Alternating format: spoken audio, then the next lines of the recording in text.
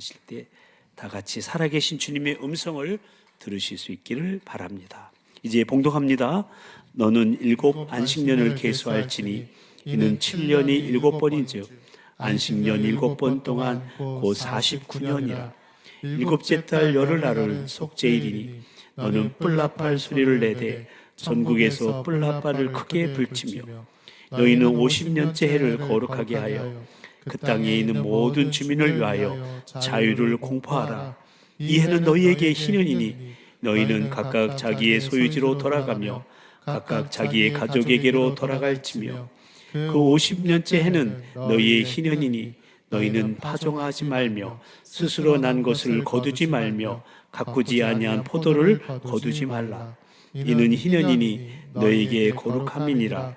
너희는 밭의 소출을 먹으리라. 아멘. 우리는 지금 계속해서 소망의 복음을 전파하는 차영지 교회라는 주제 아래 말씀을 나누고 있는데요. 오늘은 지난주일에 사용한 복음의 뿔나팔을 크게 불라라는 메시지의 두 번째 시간이 되겠습니다. 요벨이라는 뿔나팔 소리는 희년이 선포되는 그 어디에서나 울려 퍼지는 소리로서 이 소리를 듣고 회복의 해인 희년이 선포되었음을 알고 하나님이 명령하신 희년의 3대 사역, 즉 노예 해방과 토지 반환과 부채 탕감이라는 회복의 은혜에 모두 참여하라는 실로 자유케 하고 자유케 되는 여호와의 은혜를 누리도록 촉구하는 소리라고 했습니다. 그러니까 지난주에 나는 복음의 뿔나팔을 크게 불라라는 말씀은 희년의 복음인 자유와 평등의 복음을 크게 외치며 그런 삶을 구가하라는 말씀으로, 희년의 뿔나팔 소리는 먼저는 자유를 공포하는 것이요 동시에 평등을 선언하는 것인데, 자유의 공포에 대해서는 지난 주일에 나누었고 오늘은 평등의 선언에 대해서 말씀을 나누려고 합니다. 사실 우리가 살아가는 인간 역사에 있어서 자유와 평등은 본래 양립하기 어려운 것일 수밖에 없습니다. 소위 자유를 표방하는 민주주의, 그리고 그 체제에서 이루어지는 자본주의 시장 경제는 가만히 들여다보면 부익부 빈익빈의 상황을 더욱 심화시키고 있지 않습니까? 곧 불평등을 의미하는 것이죠. 그리고 평등의 이념을 주창하는 사회주의 체제, 즉 공산주의는 결국 자유를 억압하고 있지 않습니까? 그러니 자유와 평등이 인간이 만들어가는 이 세상 세계에서는 결코 양립하기가 어려운 것입니다. 우리가 역사를 통해 알고 있는 1789년에 일어난 프랑스 혁명, 부르봉 왕조를 무너뜨리고 국민의회를 열어 공화제도를 이룩한 시민혁명인데 그 3대 이념이 곧 자유와 평등과 박애였죠. 근데 그 중에서 특별히 자유와 평등을 같은 수준으로 실현시킨다는 것이 얼마나 어려운 일인가를 인류 역사는 우리에게 증명해 주고 있지 않습니까? 그것이 바로 프랑스 혁명 이후의 세계가 자유를 중시하는 민주주의 진영과 평등을 중시하는 공산주의 진영으로 양분되었다는 사실입니다. 이렇게 자유와 평등은 본래 양립하기 어려운 것일 수밖에 없습니다. 자유를 강조하는 대표적 국가는 영국이었습니다.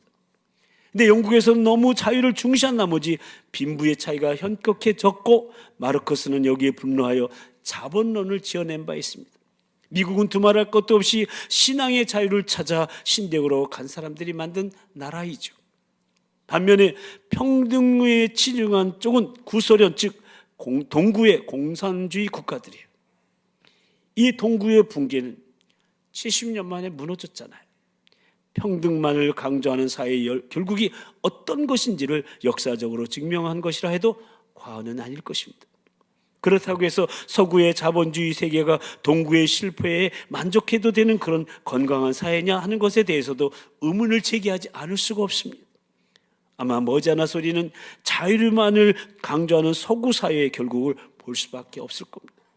그러므로 중요한 것은 자유의 요구를 묵살하고 평등만을 내세운 동유럽의 사회주의 체제나 평등을 뒤로하고 자유시장의 경제를 고집하는 서구 자본주의 체제나 양쪽의 문제가 하나님께서 명령하신 희년법의 정신과 원리로 재조명되어야 한다는 거예요.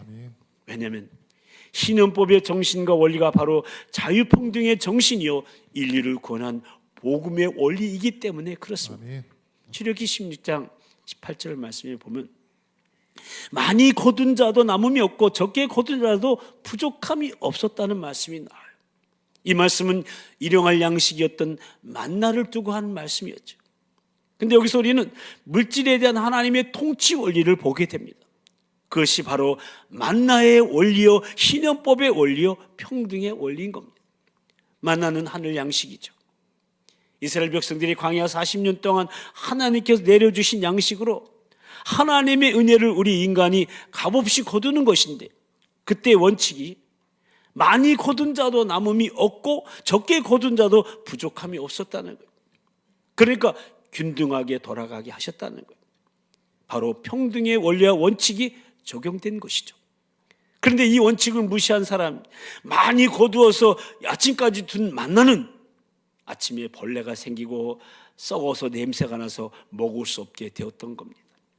그러므로 시녀는 자기 자신의 사유욕에 대한 포기에서 출발한다고 하겠습니다. 사유와의 탐욕은 그것을 포기하지 않는 한, 자기의 기득권을 확보하려는 그 욕망을 포기하지 않는 한 신현법은 실천될 수가 없는 겁니다. 그러니까 신현제도의 구체적 실현은 하나님의 절대 주권 앞에서 기득권을 포기하고 공동체 안에서 나눔을 실현하는 일에서부터 시작되는데, 그것이 바로 평등을 기반으로 확립하는 작업인 거예요. 중국 도가의 경전인 열자에 보면은 이런 이야기가 나옵니다. 중국 제나라 때 대낮에 어떤 사람이 금덩이를 들고 가다가 노상에서 강탈을 당했습니다. 이 사건을 목격한 행인들에 의해서 범인은 곧 체포되었는데, 사람들이 말하기를 당신은 참으로 뻔뻔한 사람입니다. 어떻게 대낮 한길에서 강도짓을 합니까? 그것이 될 법한 일이냐고 하면서 호통을 쳤습니다. 그러자 그 노상 강도가 말합니다. 금덩어리를 보자 사람들은 안 보이고 금덩어리만 보였습니다 라고 했다는 거예요. 그렇습니다. 오늘날 우리 가운데서 하나님의 신현법이 지켜지지 않고 있는 이유가 어디에 있을까요? 가장 근본적인 문제는 기득권이라는 금덩이는 쫓으면서 하나님과 이웃은 안중에 들어오지 않으며 신현의 나팔소리가 귀에 들려지지 않고 있기 때문에 그런 거예요. 레위기 25장 23절에 보면 하나님께서 우리의 모든 소유권이 우리에게 있는 것이 아니라 당신에게 하나님께 있음을 천명하셨음을 보게 됩니다. 함께 읽어보실까요? 토지를 영구히 팔지 말 것은 토지는 다 내 것임이니라. 너희는 거류민이여 동거하는 자로서 나와 함께 있느니라. 그러니까 토지는 하나님의 거예요. 땅은 하나님의 거예요. 개인이 소유할 수 없다는 거예요. 여러분, 왜 이 땅에 전쟁이 있고 싸움이 있고 다툼이 있습니까? 더 많이 땅을 차지하려고 하잖아요. 그러므로 누구든지 하나님의 땅을 자기 재산으로 사유해서는 안 되는 거예요. 그래서 하나님은 이스라엘 백성들이 가나안 땅에 들어갔을 때 어떻게 했어요? 각 지파에게 제비뽑기했어요. 어느 지파는 비옥한 땅을 차지하고 어느 지파는 척박한 땅을 차지한 골라가게 안 했어요. 제비뽑기했어요. 왜요? 공평하게 하나님의 방법으로 분배한 거죠. 그런데 세월이 흐르면서 분익부 빈익빈의 사회구조가 생기게 되면서 가진 자는 더욱 가지게 되었고, 자기의 기득권을 확보하려고 더 많은 것을 모아들이게 됐고, 그로 인해 가난한 자는 더 가난하게 되어서 빚을 지고 땅을 팔고 몸까지 팔아서 노예 생활하게 된 거예요. 그래서 하나님께서는 신현제도, 신현법을 제정하여 원래 공평하게 분배된 대로 되돌려주고 50년 만에 다시 받게 한 거예요. 여기에 신현법이 말하는 토지 반환의 근거와 당위성이 있습니다. 동시에 그것은 하나님의 절대 주권 앞에서 모든 인간은 평등하다는 원리를 말해주고 있는 거예요. 사도행전 4장 32절에 보면 당시 신현법을 실천한 초대 예루살렘 교회의 모습을 볼 수가 있는데요, 이렇게 증언하고 있음을 보게 됩니다. 이 말씀도 함께 읽어보십니다. 믿는 무리가 한 마음과 한 뜻이 되어 모든 물건을 서로 통용하고 자기 재물을 조금이라도 자기 것이라 하는 이가 하나도 없더라. 아멘. 이 초대교회의 모습이었어요.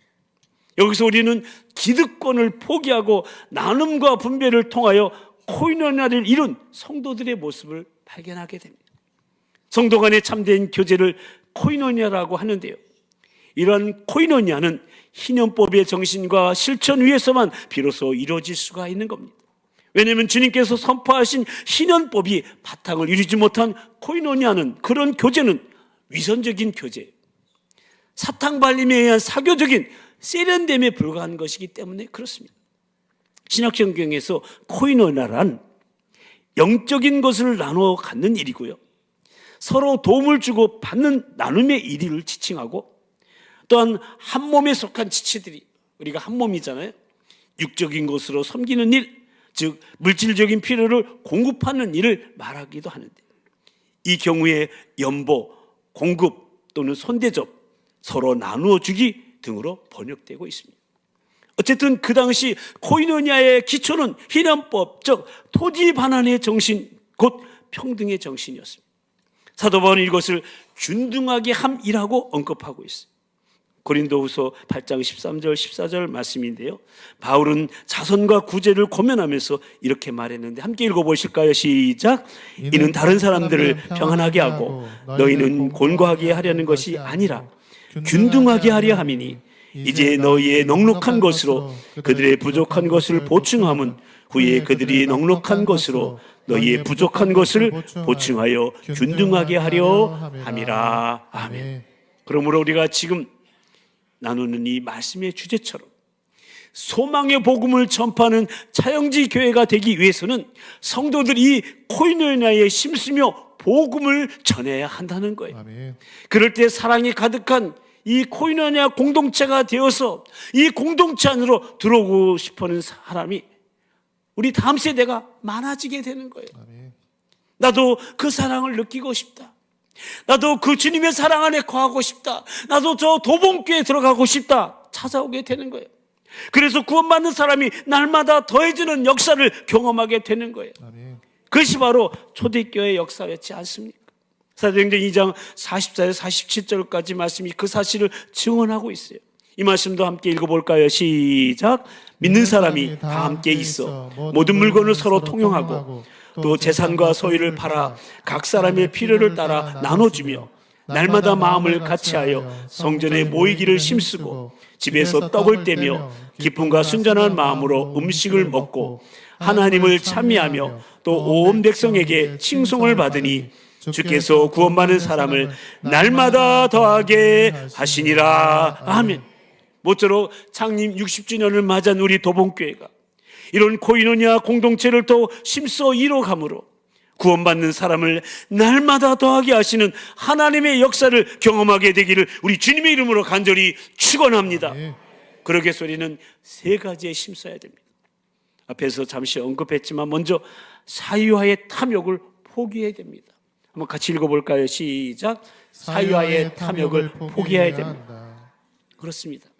진정한 코이노니아 공동체 이뤄가기 위해서는 사유와의 탐욕을 포기해야 됩니다. 그런데 여기 잠깐 이 포기라는 단어에 대해서 잠시 생각할 필요가 있어요. 왜냐하면 포기에는 양면성이 있거든요. 그러니까 우리에게는 결코 포기해서는 안 되는 그런 일이 있고요, 과감히 포기해야 될 일이 있다는 거예요. 그렇다면 여러분, 결코 포기해서 안 될 일이 무엇일까요? 우리가 절대 포기해서 안 되는 일이 무엇이 있을까요? 그것은 바로 주님을 만나는 일이에요. 아멘. 아멘. 이렇게 나와서 하나님께 나와서 예배하는 일이에요. 영생을 얻는 일이에요. 아멘. 아멘. 그것에 대해서는 어떤 방해가 있더라도 결코 포기해서는 안 되는 거예요. 그 방해가 때로는요, 밖으로부터 오는 어떤 상황이나 사건이나 사람일 수도 있어요. 때로는 내 자신, 내 안에서 관련된 게으름이라든지 온통함이라든지 자존심이나 체면이나 교만일 수도 있어요. 어쨌든 그러한 방해가 있다고 해서, 그런 장애물이 있다고 해서 주님 만나는 일 포기하면 안 돼요. 아멘. 예배하고 찬송하고 기도하는 일 포기하면 안 돼요. 아멘. 말씀을 읽고 듣고 공부하고 암송하고 묵상하는 일 포기하면 안 돼요. 아멘. 내 이웃을 사랑하는 일, 전도하는 일, 선교하는 일 등 포기해서는 안 된다는 거예요. 반면에 우리가 과감히 포기해야 될 일이 있어요. 그것은 바로 소망의 복음 아래 있는 자로서 아직도 움켜쥐고 있는 기득권이라든지 소유권을 다 내려놓는 거예요. 성경이 이렇게 말씀하지 않습니까? 욕심이 잉태한 즉 죄를 낳고 죄가 장성한 즉 사망을 낳느니라. 우리가 아침마다 일어나면 신문이나 뉴스에 나오는 게 이거 아니에요? 욕심 때문에. 거기서 죄가 낳고 죄 때문에 사망이 나오잖아요. 그렇습니다. 그렇기 때문에 우리의 욕심, 탐욕을 과감히 포기해야 돼요. 아멘. 여러분, 우리에게 있는 것은 다 주님이 주신 거예요. 저 여러분이 가지고 있는 것 다 주님이 주셨다니까요. 아멘. 절반은 아멘을 안 하시네. 다 내 것 같이 생각하시네. 그렇기 때문에 우리에게는 사용권만 있어. 잘 사용해라. 소유권은 주님이에요. 소유자는 주님이에요. 누가 그러대요? 은행에 있는 여러분 그 통장에 있는 돈은 우리 거 아니래요. 은행 거래요. 내가 써야지 그때 내 거예요. 내가 그걸 잘 사용해야 돼요. 좋은 일에, 선한 일에, 하나님의 일에, 주의 일에. 아멘? 그때 내 거 되는 거예요. 거기다 은행에 놔두고 은행이 쓴대요. 우리는 다만 물질의 청지기입니다. 시간의 청지기입니다. 아멘. 시간도 내 거 아니에요. 은혜와 재능의 청지기입니다. 아멘. 여러분 아들, 딸의 청지기예요. 아멘. 여러분 아들, 딸 여러분 거 아니에요. 하나님의 거예요. 아멘. 하나님이 맡겨주신 거예요. 아멘. 잘 키우라고. 잘못 키우면 하나님 앞에 책임 물을 거예요. 그럴 때 우리는 그 가운데서 축복을 누리게 되고요, 쓰임받는 감격과 열매 맺는 보람을 느끼면서 행복한 청지기로 살아가다가 영원한 우리의 본향인 하늘나라 천국에 입성하게 될 거예요. 아멘. 아멘. 요즘에 계속 카톡이 오는데 누가 돌아가셨다, 누가 장인이 돌아가셨다, 누가 어머님이 돌아가셨다. 계속 우리 동기들이 그냥 계속 날라오는 거예요. 그리고 또 하나 우리가 과감히 포기해야 될 게 있어요. 그것은 바로 우리의 자존심이에요. 여러분, 자존심이 강한 사람일수록 상처를 더 많이 받게 된답니다. 그래서 원통함, 억울함 풀지 못해서 계속 아파하고 체면이 구겨졌다고 몇 날 며칠 동안 밥도 못 먹고 잠도 못 드신답니다. 근데 여러분, 우리 예수님을 한번 보세요. 하나님이신 우리 주님이, 한 점의 죄도 흠도 없는 우리 주님이 어떻게 되셨어요? 침뱉임 당하셨잖아요. 여러분, 얼굴에다 침을 뱉는 건 이건 인격 모독이잖아요. 그렇게만 했어요? 따귀를 맞으셨잖아요. 더 나아가서 온갖 조롱과 모욕을 당하셨잖아요. 등가죽에 살점이 뚝뚝 떨어나가도 채찍질 당하셨잖아요. 그것도 모자라서 맨 마지막에 가장 부끄러운 모습으로 치욕의 십자가에 달리신 분이 우리 예수님 아니에요? 아무 죄도 흠도 없는 분이에요. 근데 여러분, 우리는 어떻습니까? 우리는 얼마나 죄와 허물이 많은 사람들입니까? 얼마나 실수투성입니까? 어쩌면 우리가 받는 그 수모는 마땅한 거 아니에요? 근데 왜 우리는 그렇게 자존심을 포기하지 못하고 분을 내며 아파하고 있습니까? 여러분, 우리 그리스도인은 거듭 말씀드리지만 자존심은 내려놓고 자존감은 높이는 사람이에요. 한번 크게 읽어볼까요? 시작. 자존심은 내려놓고 자존감은 높인다. 10사람은 안 하려고 안 하시네. 다시 한번 크게 시작. 자존심은 내려놓고 자존감은 높인다. 아멘. 여러분, 자존심하고 자존감의 차이를 아세요? 자존심은요, 남에게 절대 굽히지 않냐고 자신의 품위를 스스로 지키려는 마음이에요. 어리석은 마음이에요. 자존감은 스스로 존재의 깊이를 나를 들여다보면서 남과 비교하지도 않고 외부 조건에 영향을 받지 않는 마음이 자존감이에요. 하나의 예를 들어볼게요. 자존심이 센 사람과 자존감이 높은 사람은 똑같은 상황에서 다른 반응을 보이는 거예요. 오랜만에 친구들 모이는 자리에 아주 예쁘게 생각했던 옷을 입고 딱 폼 잡고 갔어요. 근데 친구들이 그 자리에서 나온 저 다른 친구의 옷을 보고 참 예쁘다, 곱다, 멋있다라고 막 칭찬하는 거예요. 갑자기 자존심이 센 사람 기분이 나빠지기 시작했어요. 본인도 신경 쓰고 나갔는데 친구의 옷만 칭찬을 받고 관심받게 되었기 때문에 그래요. 나중에 함께 더불어서 예쁘다고 칭찬해 주지만 한편으로 씁쓸합니다. 그와 동시에 평소에 예쁘다고 생각했던 자신의 옷이 형편없어 보입니다. 내가 보는 눈이 없어서 나에게만 예쁘게 보이고 다른 사람 눈에는 이 옷이 예쁘지 않은가 보다 하면서 열등감에 빠지기 시작합니다. 그런데 자존감이 높은 사람의 경우에는 똑같은 경우인데 친구의 옷은 친구의 옷 나름대로 예쁘구나. 다른 사람이 내 옷을 칭찬해 주지 않아도 내 옷도 내 나름대로 예쁘지. 그렇게 생각해. 그러니까 친구들의 의견에 대해서, 친구들의 말에 의해서 내 기분이나 내 판단이 좌우되지 않아.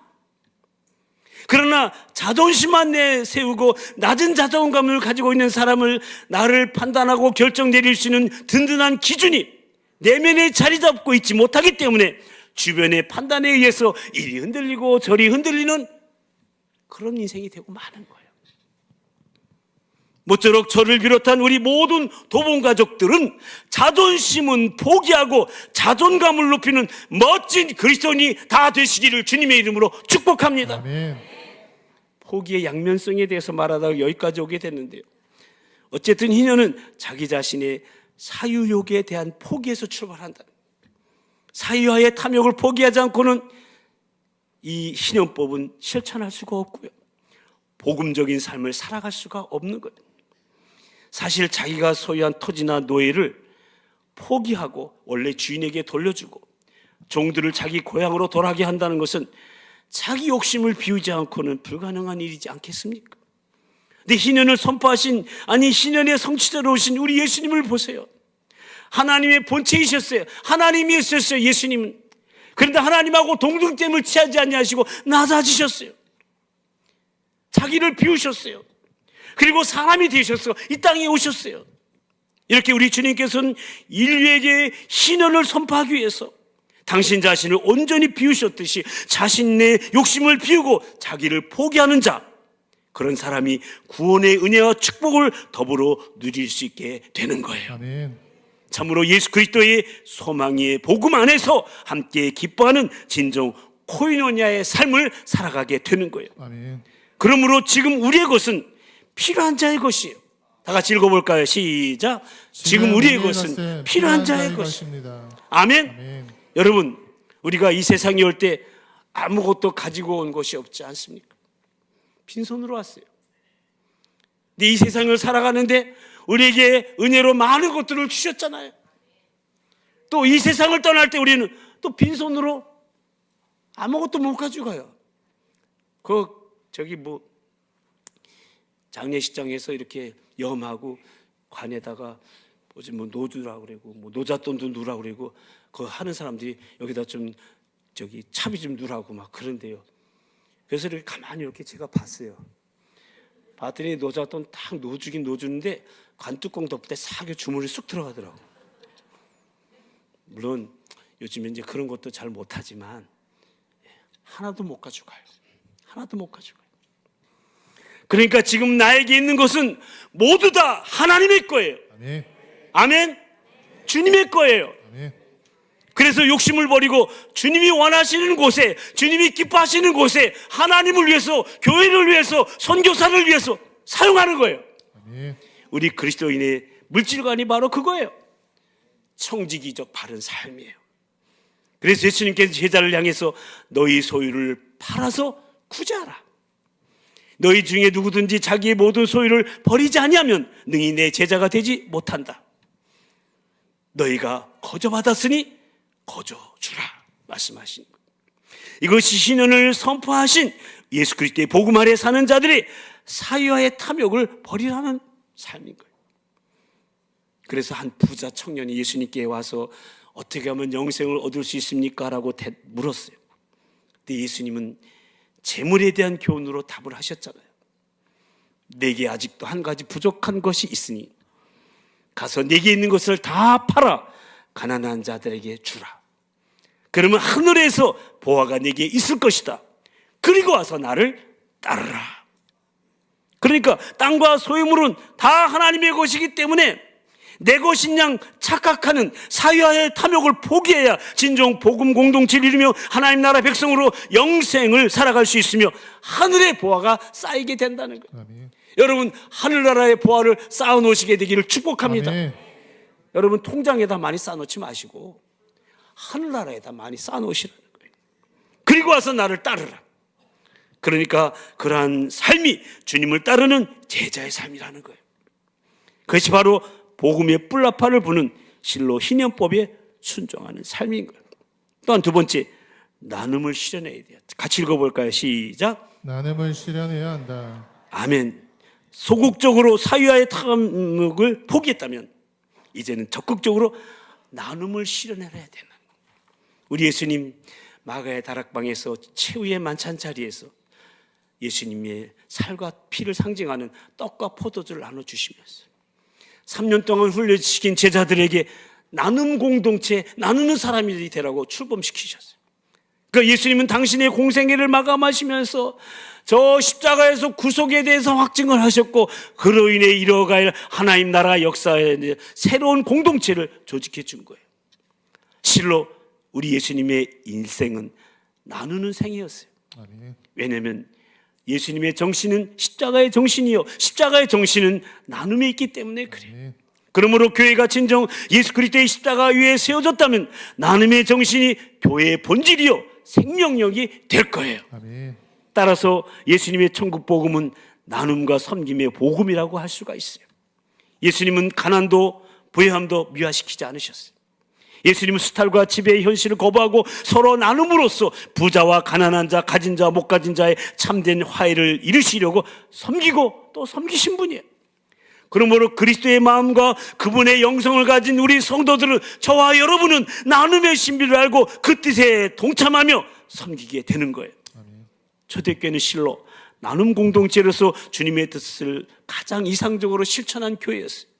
믿는 사람들끼리 함께 지나면서 그들의 모든 것을 공동 소유로 내어놓고 재산과 물건을 팔아서 모든 사람에게 필요한 만큼 가져갔어요. 나눠줬어요. 그리고 한 마음이 되어서 날마다 열심히 성전에 모였으며 집집마다 돌아가며 떡을 떼며 순수한 마음으로 기쁘게 음식을 함께 먹으며 하나님을 찬미하며 서로 섬기고 있었던 거예요. 이런 나눔과 섬김이 실현되는 코인회나 복음 공동체 이어가는 우리 목장 교회들이요, 우리 기관들이요, 우리 도봉교회 모든 팀과 부서들이 다 되시기를 주님의 이름으로 축복합니다. 아멘. 마지막 더 나아가 용서와 화해의 삶을 사는 거예요. 세 번째 같이 읽어볼까요? 시작. 용서와 화해의 삶을 살아야 한다. 아멘.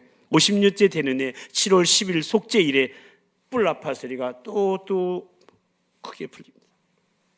그 땅에 거하는 모든 주민들을 위하여 해방을 알리는 신년을 선포했는데 이날 대제사장은 양의 피를 가지고 지성소로 들어갑니다. 그리고 하나님으로부터 이스라엘 백성들 전체의 속죄함, 죄사함을 받고 나옵니다. 그러니까 이날은 이스라엘 민족의 모든 죄를 대사면하는 날이에요. 마찬가지로 소망의 복음으로 오신 신연의 실체이신 어린 양 우리 주 예수 그리스도는 십자가에서 제물이 되어서 피를 흘리시면서 전 인류에 저와 여러분의 죄 사면을 선언하신 거예요. 네 죄가 사함 받았느니라. 아멘. 네 죄가 사함 받았느니라. 아멘. 그러므로 우리가 서로 용서하고 서로 사랑할 때 화해가 이루어지는 거예요. 지금 이 나라의 민족에게 중요한 것은 통일보다 앞서 서로의 죄를 용서하고 대사면을 선포하는 화해예요.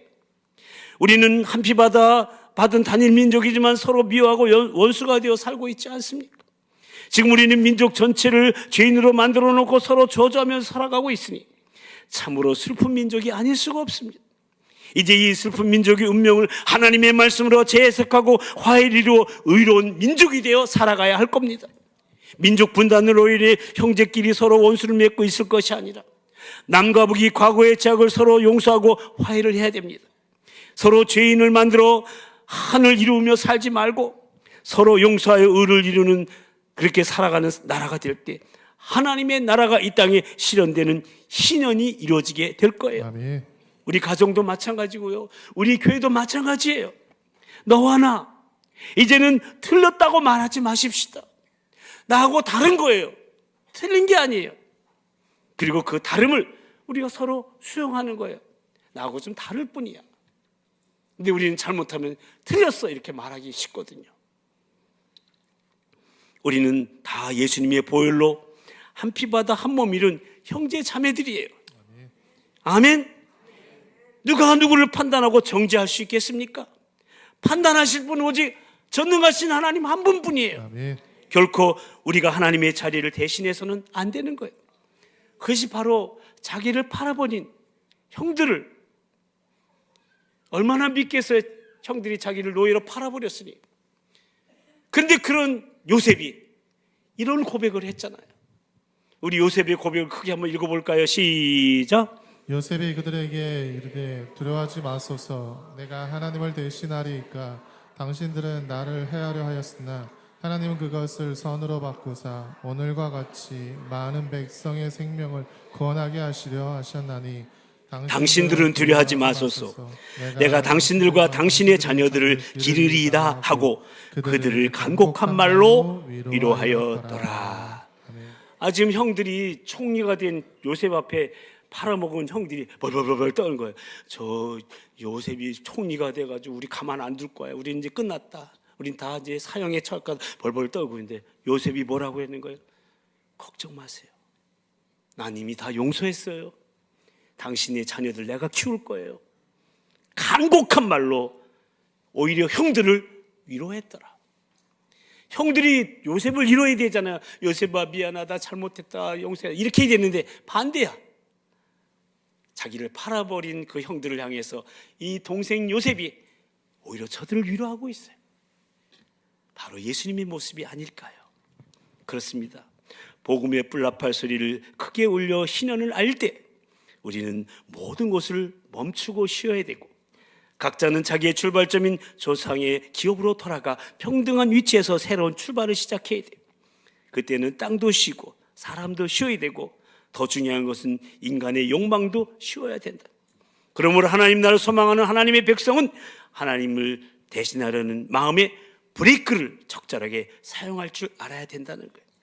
모쪼록 사랑하는 성도 여러분, 창립 60주년을 맞이한 도봉교회 성도답게 하나님의 명령인 희년을 선포하시고 희년의 성취자로 오신 우리 주 예수 그리스도를 믿는 하나님 나라 백성답게 소망의 복음을 전파하며 담세를 세우는 미래 공동체인 차영지 교회답게 자유와 평등의 복음을 외치며 자유함의 능력을 가지고 온 세상을 이기는 믿음으로 사유와의 탐욕을 포기하고 나눔을 실천하면서 더 나아가 용서와의 삶을 살아감으로 복음의 은총과 축복을 누리며 또 그 복음을 전파하는 하늘나라 소망 공동체가 되기를 신년의 실체로 오셔서 천국 복음을 선포하신 우리 주님의 이름으로 간절히 축원합니다. 아멘.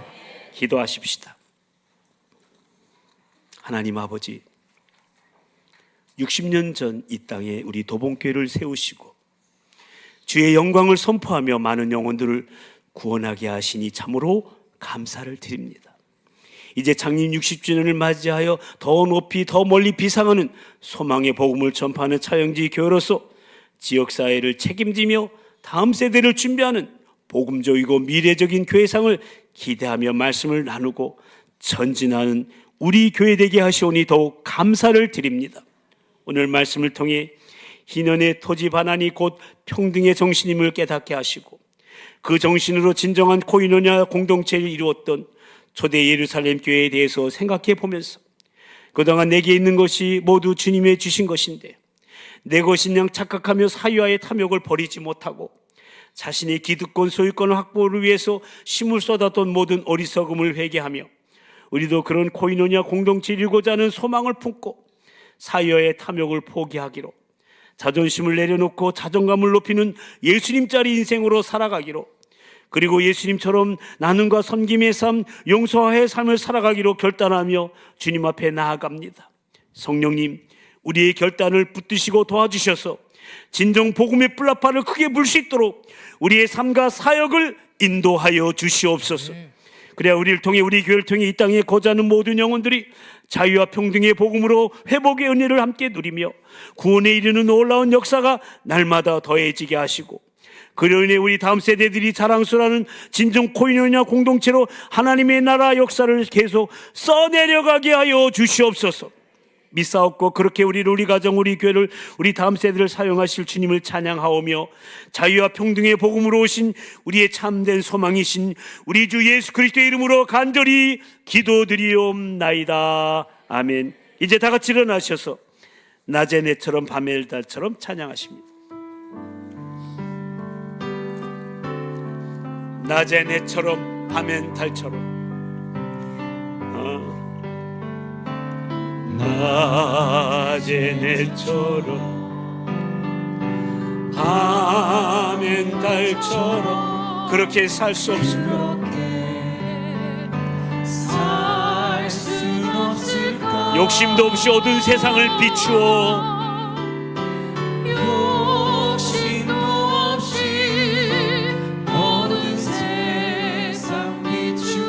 온전히 남을 위해 살듯이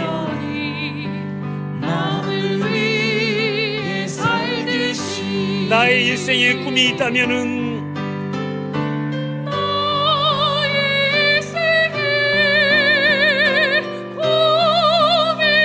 이 땅의 빛과 소금이 되는 것입니다. 가난한 영혼, 지친 영혼을 주님께 인도하고 싶습니다.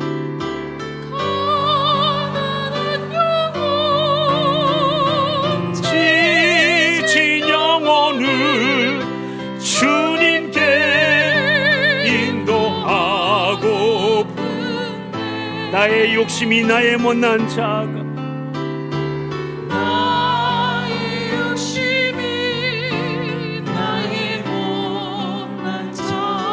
언제나 커다란 짐이 되어버렸습니다.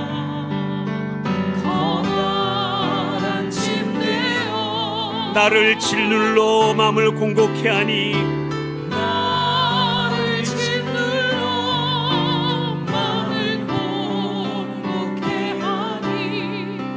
예수여 나를 도와주소서. 우리 옆에 사람을 축복하면서 예수님처럼 바울처럼 살 수 없습니다.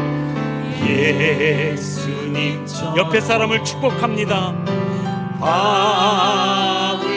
그렇게 살 수는 없을까?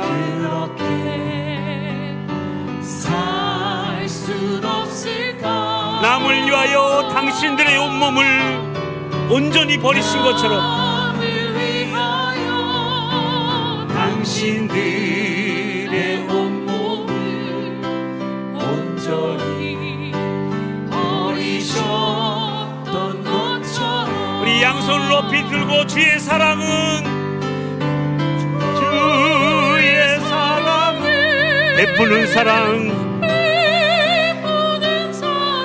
값없이 그저주는 사랑,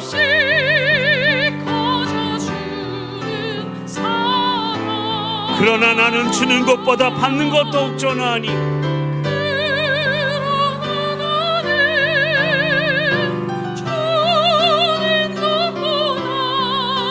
받는 것 더욱 좋아. 우리 양손을 가슴에 얹고 나의 입술은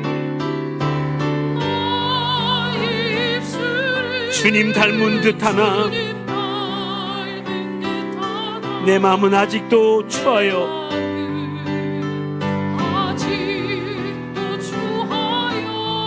받을 사랑만 계수하고 있으니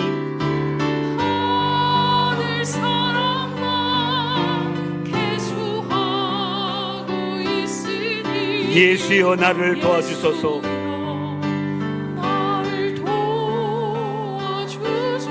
예수여 나를 도와주소서. 예수여 나를 도와주소서. 아멘. 이제는 우리를 구원하시려 희년의 성취자로 오신 우리 주 예수 그리스도의 그 크신 구속의 은혜와 희년을 선포하시어 구원과 회복의 은총을 누리게 하신 하나님 아버지의 그 극진하신 사랑하심과 지금도 우리 함께 하시며 희년의 복음 안에 거하며 누리게 하시며 또 전하게 하시는 성령님의 역사하심과 교통하심이 사회와의 탐욕을 포기하고 나눔을 실천하면서 더 나아가 용서와 화해의 삶을 살아감으로 구원의 은총과 축복을 누리며 또 전하는 주의 백성으로 진정한 코이노냐 복음 공동체를 이루며 살아가기로 다짐하며 그리하여 구원받는 사람을 날마다 더하게 하시는 하나님의 역사를 우리 가정 가운데 우리 교회의 목장과 기관과 부서와 모든 사역팀 가운데 경험하게 되기를 소망하며 주연적으로 5번째 주일을 예배로 시작하는 사랑하는 우리 모든 도봉 가족들 위해 특히 우리 미래인 다음 세대 위해 오늘 오후에 있을 목자 헌신 예배와 화요일에 있을 서울 지방에 위해 이제부터 영원 무궁히 함께하여 주옵시기를 간절히 축원하옵나이다. 아멘.